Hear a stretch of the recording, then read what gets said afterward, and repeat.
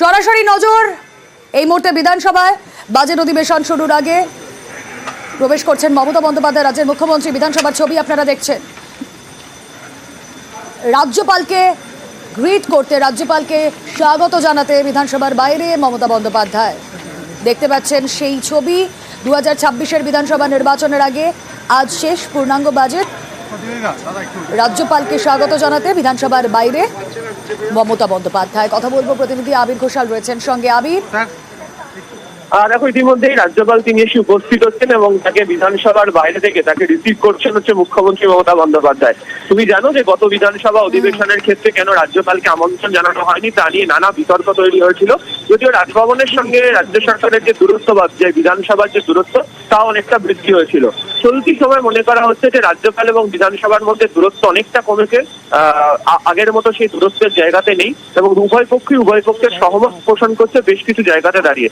সেই দিক থেকে দেখতে গেলে যে বাজেট অধিবেশনের শুরুতে রাজ্যপাল তিনি যে বক্তব্য রাখতে চলেছেন বা তিনি যদি তার সেই বক্তব্য লে করেন সেটাও উল্লেখযোগ্য হয়ে থাকবে। এবারে যে পূর্ণাঙ্গ বাজেট অধিবেশন বিভিন্ন কারণে গুরুত্বপূর্ণ, প্রশাসনিক দিক থেকেও গুরুত্বপূর্ণ, রাজনৈতিক কারণেও গুরুত্বপূর্ণ। ফলে এই দিক থেকে দেখতে গেলে রাজ্যপালের আশা বিধানসভাতে এবং তার এই বক্তব্য পেশ করার মধ্যে দিয়ে যে বিধানসভার বাজেট অধিবেশন শুরু হতে চলেছে তা অবশ্যই 2026-এর আগে এটা অনেকেই বলছেন যে রাজনৈতিকভাবে যথেষ্ট দৃষ্টি আকর্ষণ করার মতো বিষয়।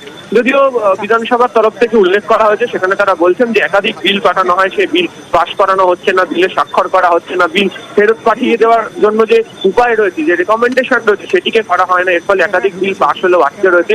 আবার উল্টো দিকে এটাও উঠে আসছে যে বহু ক্ষেত্রে দাঁড়িয়ে দেখতে পাওয়া যাচ্ছে যে রাজভবনের তরফ থেকে যে ধরনের সহযোগিতা বিধানসভার চায় সেই ধরনের সহযোগিতা এক্ষেত্রে দাঁড়িয়ে আটকে যাচ্ছে। সেই প্রসঙ্গের কথাও বারবার ধরে আলোচনা হয়েছে। তবে রাজ্য বিধানসভার বক্তব্য যে রীতি মেনে রাজ্যপালকে তাদের যে আমন্ত্রণ, সেই আমন্ত্রণ তারা আবার জানিয়েছেন।